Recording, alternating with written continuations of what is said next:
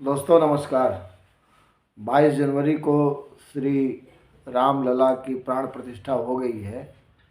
अधिकांश भारतीयों में, उसमें हिंदू भी हैं, मुसलमान भी हैं, सिख भी हैं, उनमें खुशी की लहर है। और आज 24 तारीख है। आज भी आप पता कर लेंगे तो अयोध्या में सैलानियों की, भक्तों की जो भीड़ है, ये कम होने का नाम नहीं ले रही है।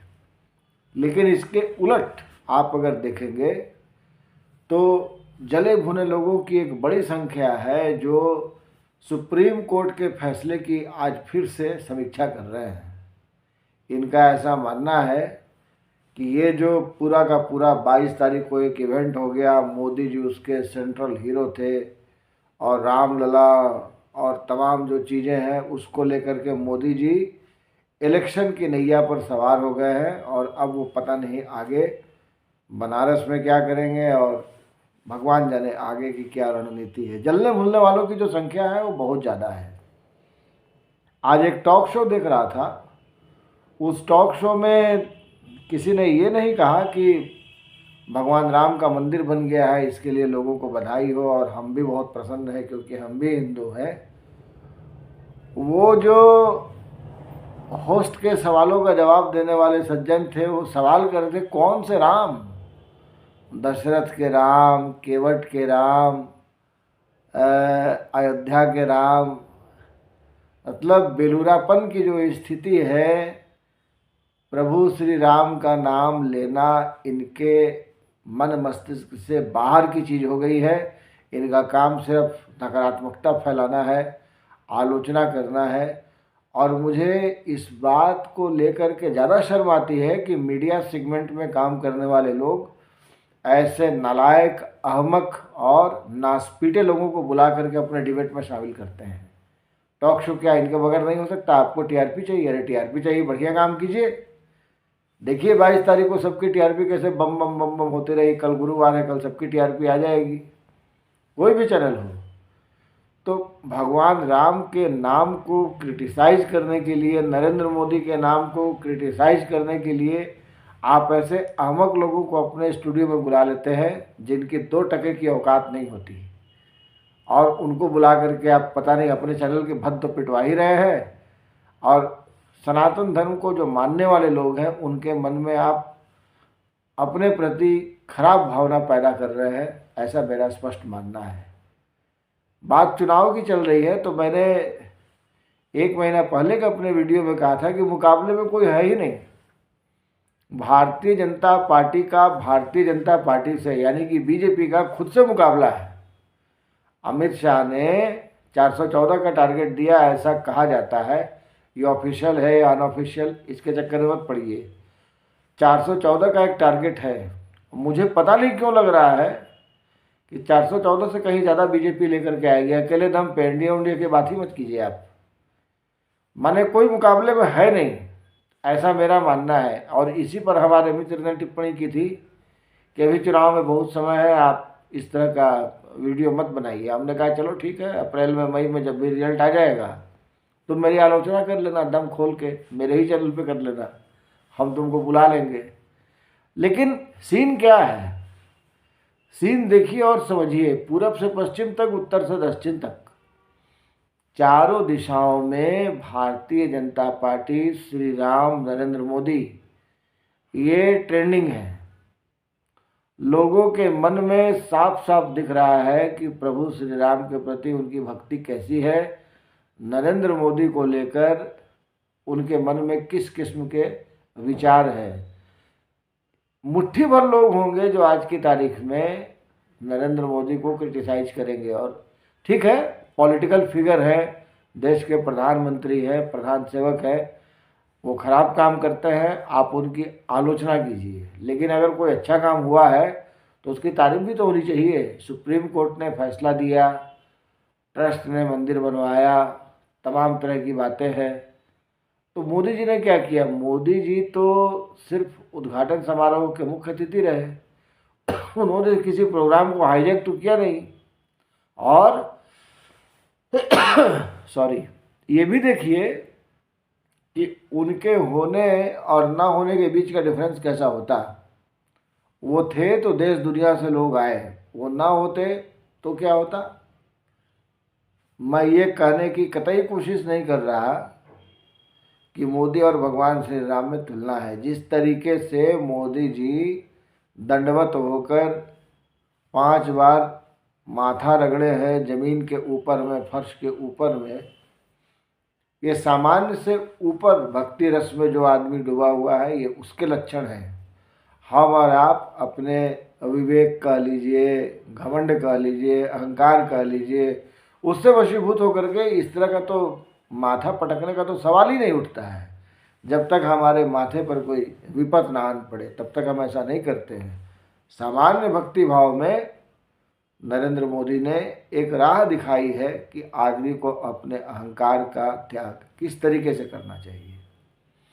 पॉलिटिक्स है, पॉलिटिक्स है, हम भी मानते हैं पॉलिटिक्स है, और मुझे अच्छा लगता है पॉलिटिक्स को समझने में, पॉलिटिक्स के ऊपर में चर्चा करने में।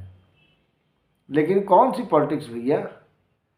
आप क्रिटिसाइज करें वो पॉलिटिक्स, या जो पॉजिटिव हो, जो पॉजिटिविटी से भरा हुआ हो वो पॉलिटिक्स। ठीक है, तीर तुक्का चलते हैं, उसमें कोई बुराई नहीं है, पॉलिटिक्स है, पॉलिटिक्स में तीर तुक्का चलता है। पर आप किसी का बयाना ले लें, ये कौन सी पॉलिटिक्स है? ये घटियापन है, ओछी मानसिकता है, नापाक है, ये ठीक नहीं है।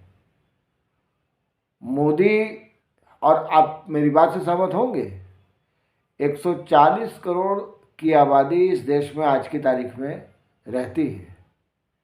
140 करोड़ में चाहे अनचाहे जैसे भी हो, विधाता ने नरेंद्र मोदी के भाग्य में ही लिखा था कि वो प्रभु श्री राम के मंदिर का लोकार्पण करे, पूजन करे, भगवान के सामने दंडवत हो, माथा रगड़े, सारे कर्म करे। ये ना आप थे ना हम थे, तो आपको कहीं ना कहीं तो मानना पड़ेगा कि उनका राजयोग बड़ा प्रबल है।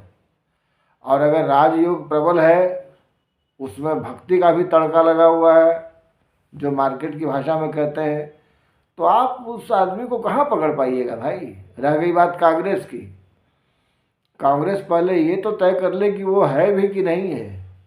बड़े ज़ोर शोर से इंडिया का गठबंधन और तमाम लोगों वो और अनाउंसमेंट हुआ था। मेरा सवाल बहुत सीधा सीधा है, जो इंडिया गठबंधन से जुड़े हुए लोग हैं, क्या आपके गठबंधन ने कोई साझा मसौदा तैयार किया है? जवाब है नहीं। क्या आपके गठबंधन ने सीट शेयरिंग कर ली? जवाब है नहीं। क्या आपके गठबंधन ने ये तय कर लिया कि किसको कहाँ से चुनाव लड़ना है, एक उम्मीदवार के सामने एक उम्मीदवार? जवाब है नहीं। क्या आपके गठबंधन का कोई अध्यक्ष है? जवाब है नहीं। क्या आपके गठबंधन का कोई चेयरपर्सन है? जवाब है नहीं। तो किस बात का गठबंधन साहब? किस बात का इंडिया? किस बात का अलायंस? कहाँ कुछ है? और किसके दम पे आप चुनाव लड़ेंगे?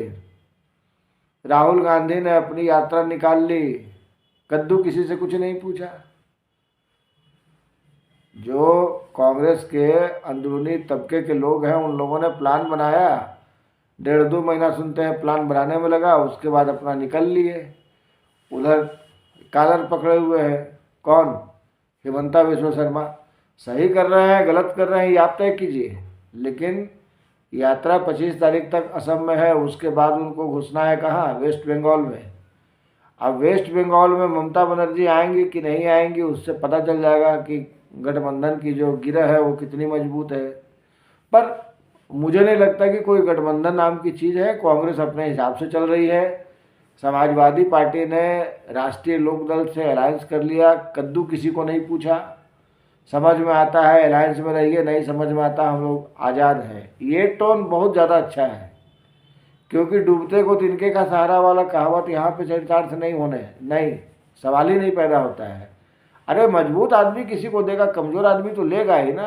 अपना प्राण कौन बचाना नहीं चाहता है? हर व्यक्ति चाहता है अपने दम पे लड़ेंगे, अपने तय पे लड़ेंगे, बढ़िया करेंगे। कहाँ 22%, 23% वोट लेने वाली समाजवादी पार्टी, कहाँ 5%, 6% वोट लेने वाला कांग्रेस, लेने वाली कांग्रेस। क्या कोई मुकाबला है? तो गठबंधन नाम की कोई चीज़ है नहीं।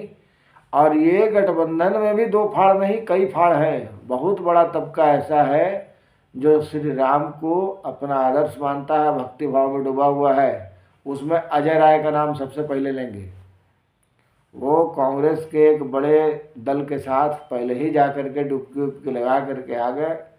उनको पता है, ज़मीन से जुड़े हुए पॉलिटिशियन हैं, उनको पता है। और नर्सिंग तो उनकी वहीं पे हुई है, भारतीय जनता पार्टी में ही, फिर कांग्रेस में आए हैं। अब चलिए, कौन कांग्रेस में है कौन बीजेपी में था, ये बहुत मायने नहीं रखता है। मायने ये रखता है कि जो इस देश के आदर्श पुरुष हैं, उनके बारे में अगर आप पॉजिटिव नहीं सोच सकते तो आपका तो सत्यानाश तय है, इसमें कहीं कोई बहस वहस नहीं है। और मेरे इस वीडियो को ध्यान से सुनिएगा और ध्यान से रखिएगा संभाल के अपने पास।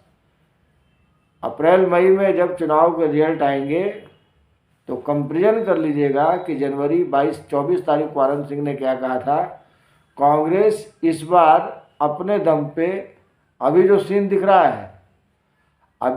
दिख रहा है उसके आधार पे कह रहा हूँ कि अपने अस्तित्व में जब से कांग्रेस आई है उसका सबसे खराब प्रदर्शन 2024 के लोकसभा चुनाव में होने वाला है।